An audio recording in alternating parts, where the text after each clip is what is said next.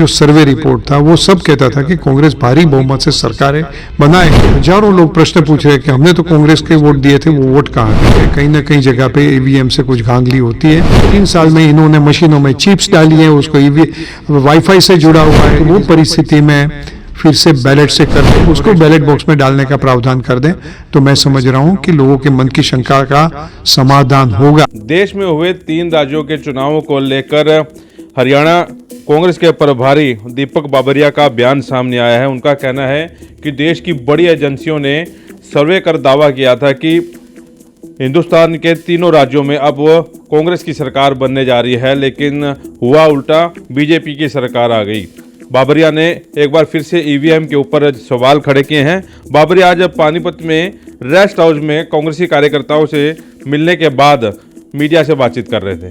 3 राज्यों में उसकी जो जीत है, वो जो प्रकार से अखबारों के रिपोर्ट थे, जो प्रकार से हमारे कार्यकर्ताओं का फीडबैक था, और नॉट ओनली दैट, जो सर्वे में ये देश में जो जाने माने लोग माने जाते हैं, उनका भी जो सर्वे रिपोर्ट था वो सब कहता था कि कांग्रेस भारी बहुमत से सरकारें बनाएंगी।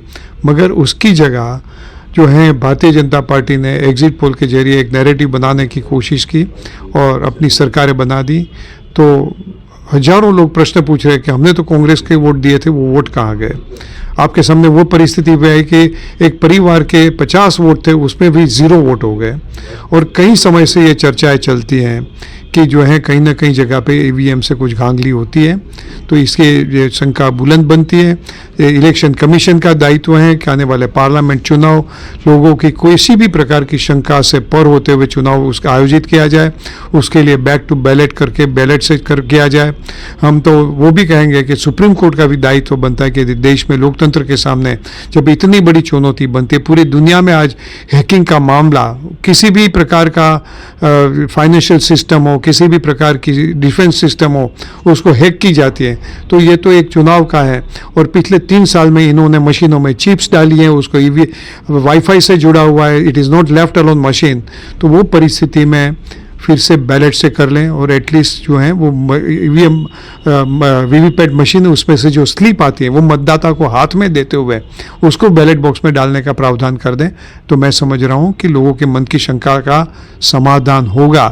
अन्यथा आने वाले दिनों में ये सरकार के सामने पूरे देश की जनता रास्ते पे आ जाएगी। बाबरिया का ये भी कहना है कि अगर ईवीएम से ही आगे वोटिंग करवाई जाती है तो देश की जनता जो है सड़कों पर उतरेगी, और उनकी ये डिमांड है कि बैलेट पेपर से जो है वोटिंग होनी चाहिए ताकि जनता को पता लग सके कि आखिरकार सच्चाई क्या है। आज जो है मेरा ये पानीपत का प्रोग्राम था, यहाँ के स्थानीय कार्यकर्ताओं और लीडरों से मिलने के लिए, पानीपत शहर और ग्रामीण इलाकों। और दूसरा हमारा जो एक फ्रंटल और सेल जो होते हैं उसे RGPRS, राजीव गांधी पंचायती राज संगठन जो है, उनके पूरे प्रदेश की एक मीटिंग भी यहाँ जो है प्रस्तावित की गई है। ये दोनों को अटेंड करने के लिए मैं आया था। और जब भी मैं कोई भी डिस्ट्रिक्ट में जाता हूँ कि स्थानीय रूप से कोई छोटे मोटे सामाजिक संगठन होते हैं वो भी मिलना चाहते हैं, तो उनसे भी मिलता हूँ। आज कोई समय रहेगा तो कोई कॉलोनी की भी मुलाकात का भी मेरा इरादा है। तो बेसिक बात तो ये होती है कि ये मेरी मीटिंग में हम वर्करों से शेयर करते हैं कि हमारा रोड मैप क्या रहेगा, सांप्रत परिस्थिति क्या है, उन लोगों के लिए क्या जिम्मेदारी है वो, और उनसे वो भी जानने की कोशिश करते हैं कि उनकी पार्टी से क्या उम्मीदें और अपेक्षाएं हैं। तो सर आगे की रणनीति भी तैयार, हरियाणा में चुनाव को लेकर उससे भी कार्यकर्ताओं से बातचीत हुई है, क्या स्थिति है? हाँ, जो है जरूर से हरियाणा में चुनाव की जो है, पार्लियामेंट के चुनाव भी आएंगे और असेंबली के भी आएंगे। कहा जाता है कि ये लोग असेंबली के भी जल्दी से पार्लियामेंट के साथ कर लें। हम हर परिस्थिति के लिए तैयार हैं, जो कुछ भी करना वो चाहते हैं।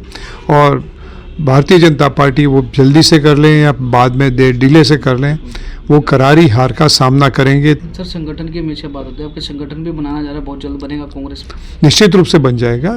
अभी जो है कल परसों ही खड़गे साहब और वेणुगोपाल जी फ्री हुए हैं हमारे हाईकमांड, तो वो अभी ये हरियाणा का जो ऑर्गेनाइजेशन का मामला है अपने हाथ में ले लेंगे। संगठन को लेकर जब उनसे सवाल जवाब किया गया था, उनका कहना था कि उनके जो शीर्ष नेता हैं वो चुनाव से अब फ्री हुए हैं और अब कभी भी जो है संगठन बन सकता है और उसकी घोषणा जो है जल्द ही हो सकती है। और पानीपत में रेस्ट हाउस में पत्रकारों से बातचीत करने के दौरान दीपक बाबरिया का ये भी कहना है कि वो हरियाणा में होने वाले चुनाव को लेकर तैयार है और हरियाणा का सिनेरियो कुछ और है और हरियाणा में कांग्रेस ही जो है सरकार बनाएगी। वॉइस ऑफ पानीपत के लिए सूरज शर्मा के साथ कुलवंत सिंह।